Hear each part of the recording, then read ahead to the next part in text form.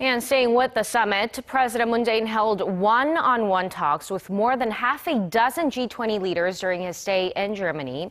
Hwang Ho-jun has a rundown on who the South Korean leader met and what they talked about. President Moon Jae-in's dialogues with other heads of state focused on two main objectives: resolving issues related to North Korea and boosting bilateral economic partnerships. His first agenda in Hamburg was the trilateral summit with his U.S. and Japanese counterparts, billed as the Northeast Asia Security Dinner.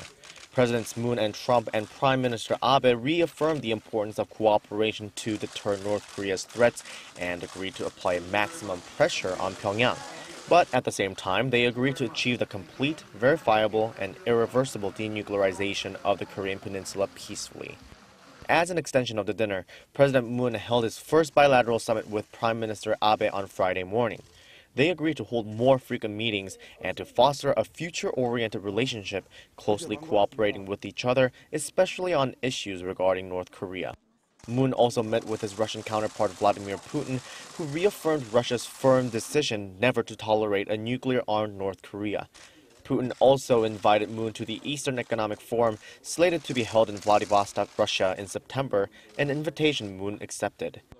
Moon also met with the Vietnamese Prime Minister Nguyen Xuan Phuc and agreed to expand and cultivate the two countries' economic relations as well as their bilateral trade. On Saturday morning, President Moon held summit talks with Indian Prime Minister Narendra Modi. They agreed to further develop the strategic partnership between Seoul and Delhi, which was first established in 2015. Modi also pledged to continue to take part in international efforts to help Seoul's efforts for peace on the peninsula.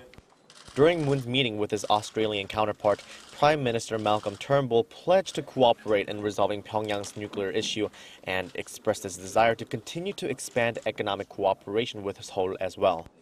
Later in the day, President Moon held his first one-on-one with Canadian Prime Minister Justin Trudeau and agreed to work together to alleviate the tensions in the peninsula.